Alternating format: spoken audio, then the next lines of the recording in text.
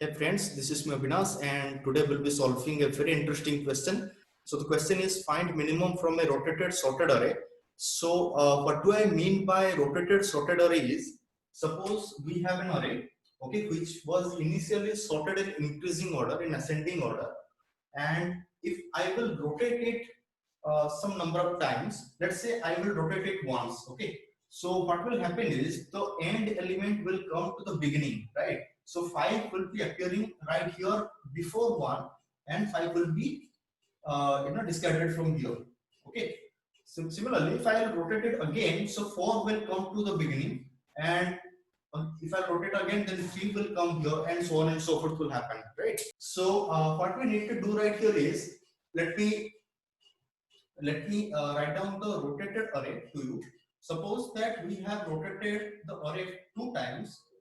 Uh, so the array would look like this, right? 4, 5, 1, 2, and 3. So what we need to do right here is we need to find out the minimum element out of this rotated sorted array, right? So how can I do that? So one of the quickest approach that anyone can think of is to scan the array from left to right or from right to left, and we can simply find out the minimum element from the array, right? But the disadvantage of that particular approach is the time complexity will be order of n, in where n is the total number of elements. We need to scan each and every element, right, to find out the minimum element. So that is the disadvantage. So can we do better? Okay, that is the good point, right? So let's think about it. So this is the array that we have to deal with. So since this particular array is a rotated array, right? So that means suppose that we have a sequence in which we just have rotated this particular portion, which was the bigger portion, to the left. So obviously, let's say this was the bigger portion, right? And this was the smaller portion, right? So tell me that can this be happen that any element in this particular portion will definitely be going to bigger or greater than any element in this particular portion? So will it be true? Obviously, right? It is true. Let's say this is the portion 1 and this is the portion 2, which has been rotated, and before rotation it was right here, right? So such that the array was like 1, 2, 3, and 4, 5, right? Since it has been rotated 2 times, so it was like 4, 5, then 1, 2, 3, right? But both of the sequence are sorted in increasing order, as you can see. Okay, but this particular assumption may be wrong.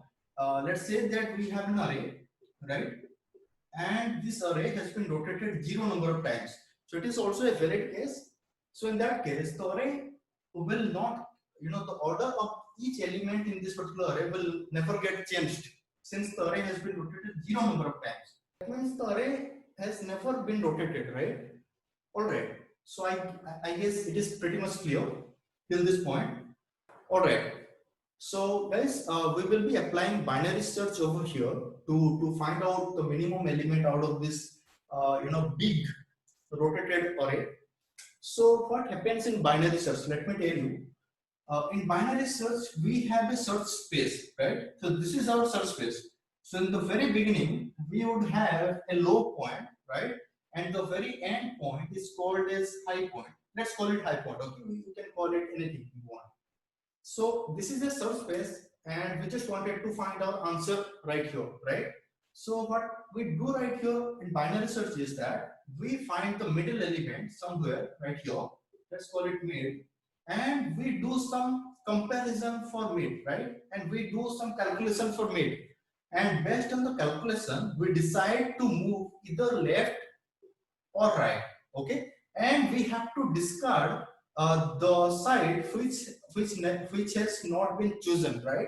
Based on the comparison, let's say that we just have chosen to move left, okay? Since we found that this side is not look more promising than this side, so what we have to do is we have to discard this side, right? And let's make this mid high. Again we will do what? We will again find the middle element, and again we will decide that whether we should move to the left of mid or right of mid. and based on the comparison, based on the decision, we have to just discard some portion, right? And in this way, the search space will get smaller and smaller. Okay, so till when we have to do this? When we found that there is only one element left and we cannot move to its left or right, okay, since both of these are not existing this side, then only we have to return that by saying that okay, this is the answer that we have, right? So all right, so I think you knew this already. So now let's apply this algorithm right here to find out the answer. Let's say that since both of the sides are already sorted in ascending order, suppose that I just have found this as the mid. Let's consider, okay, since in this example obviously 1 will be the middle element, but let's consider that 5 would be the middle element. Then what would be happen, right? All right, let's say 5 is the middle element, and if I will compare 5 with the very end element of this particular array, that means 3. So I found that 5 is basically bigger than 3. So tell me, can 5 be the answer? Since it is bigger than 3, it cannot be the answer, right? So to be the answer, to become an answer, 1 has to be smaller than any element, right? Since we just have to find out the minimum element from the array. So it cannot be the answer, right? So can I say the answer is lying after this particular element, after this current element? Can I say the answer is lying in this particular portion? Obviously, right? Okay. So now let's say that the middle element was not 5. Let's say the middle element was 2. Okay. And in that case, if I will compare 2 with 3, I found that 2 is basically smaller, right, than 3. Can I say the answer is lying in this hub? Can I say? No, it's wrong. Why? Let me tell you. Suppose consider that 1 is not existing in this particular array. So in that case, we would have 2 after 5, right? So now let's assume the same scenario. Now let's decide what we have to do right here. So the middle element is 2. Can I say that the answer is lying in this particular hub? Obviously not, right? Since the answer is 2 itself. So what we have to do is we have to consider the portion which includes 2 itself, right? So that means we will include 2, right? In this case, 1 is existing, and we will include 2, and we will say that we will consider this particular hub, right? And we have to discard this. Since it's binary search, we have to discard some portion and we have to pick some portion to look into it or search into it. So I guess the logic is pretty much clear. So whenever any element, any middle element is found to be bigger than the last element, so we will declare that the answer is lying after it. Okay, and when we see that any element is smaller than the end element, then we will declare that the answer is lying before me, including and before me, right? So that means like this. All right, but there is one more case. What if there could be any let's say duplicates, right? Let's say there are duplicates. So in that case, suppose that the middle element is 3, right? In that case, if I will compare it with the end element, then obviously it is neither greater than nor it is smaller than the end element. In that case, what we have to do is we are pretty much confused, right? That where should I move to? I have no choice, since in this particular case we have a choice, right? Since any element, if any element is bigger than the end element, obviously I have some decision to make. But here these two cases, these two conditions are not getting satisfied. Can I say that, suppose that this is the middle element, can I say that if I would just find out these two chunks out of this, okay, and I will recursively find out the middle for these two chunks. So what I mean by this is that, suppose I will segregate it, right? And in first chunk I have 4 5 1 2 3, and in the second chunk I have 3 3 3, right? And again I have to find out the middle from both of these arrays, right? So what I'll have to do is again I will try to find out the middle element from this array. and I will make the segregation, and I will have 4 5 1 and 2 3 in other half, and again I will try to find out the middle element from this two, right? So this process will go on until until I encounter there is only one element in the array, right? So if I do it again, so I will have 4 and 5 in two different directions, or I would say I have two different arrays which contain only one element in each portion. So if I find out the minimum element in this case, so since in one array I just have only one element, so I have to consider that, right? So minimum between 4 and 5 is 4. So obviously the function which calls this will get replaced by the answer 4, right? So since this is one and it is only this particular array is containing only one element, so it is considered as 1.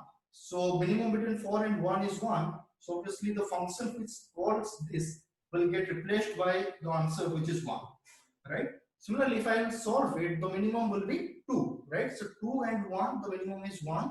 So obviously the answer would be 1, and here the answer would be 3, right? So the original answer for this case would be 1. So I guess the cases are pretty much clear to you. So now let's code it out. All right. So this is the question that we have to code for. So the question is find minimum in rotated sorted array 2. So as we had discussed that we need to find out the answer by comparing the middle element with the end element of the array, and we need to decide some factor that we had discussed. Let's code it out. But before actually moving to the code, we let me tell you a very good base condition. Suppose that we have this particular list, right, as an input array. Let's say the input array is empty. In that case, what would be the answer? Since we just need to find out the minimum element out of this rotated array, and the array itself is empty, so that means the minimum element does not exist, right? So in that case, if I would find out that the array itself is empty, let's say we just have returned -1. So let's see that is there some instructions regarding it. In the case that the array is empty, so there are no instructions, so let's skip it. Okay, so keep it in your mind that in real interviews you have to handle every base condition that you can find off, right? So it's a uh, very good way to approach to a question with very good edge cases. Perfect. So let's say that we have a function which is find min like this, but we will pass more arguments to it, and let's say the low that will be going to be the very low point for the binary search space would be 0, and the high point would be the size of the current array -1, right? And let's say this particular function will get me the minimum value of from this particular input array, right? So let's uh, write it down. Let's find the answer.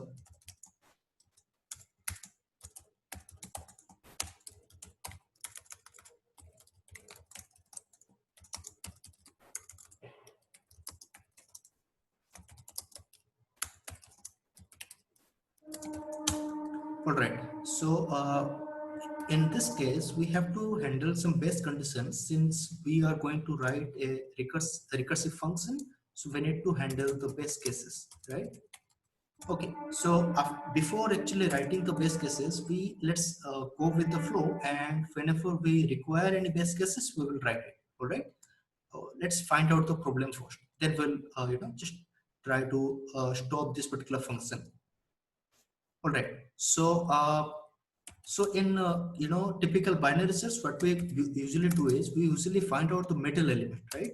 So the middle is nothing but the the low plus high divided by 2, right? So this is the middle of low and high. And as we have already discussed that if the middle element of the array is found to be larger than the last element of the array, then we have to just look then we already know then that the answer is basically lying after the current element, right? And the current element is basically the middle element itself, right? So in that case, we have to look at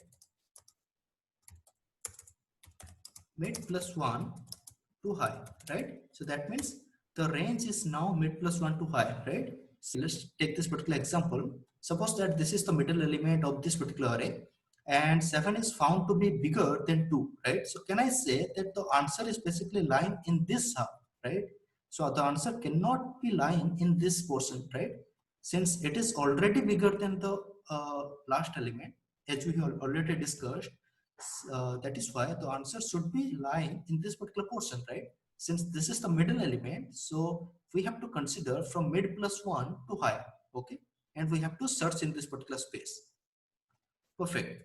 So what if the middle element is lesser than the last element, okay? What if this case? So that means suppose that we have 1 is the middle element and we need to check with 2, right? In that case, as we had already discussed, that we have to consider this particular portion, right? Including 1, right? So that means we have to find, we have to look at from low to mid, right? Not mid minus 1, right? We have to include itself since it might be the answer, right? We do not know. All right. What if there would be some cases in which duplicates are there, right? In that case, let's say the middle element itself is found to be equal with the very last element of the array. So in that case, we have already discussed that we will find the we will segregate it into two chunks and we will separately find out the minimum between the first and last chunk, right? So in that case, we'll call the same function to find out the minimum from the first and last cases, right? In which the first chunk would be from low to mid, okay, and the second chunk would be from mid plus 1 to high, right?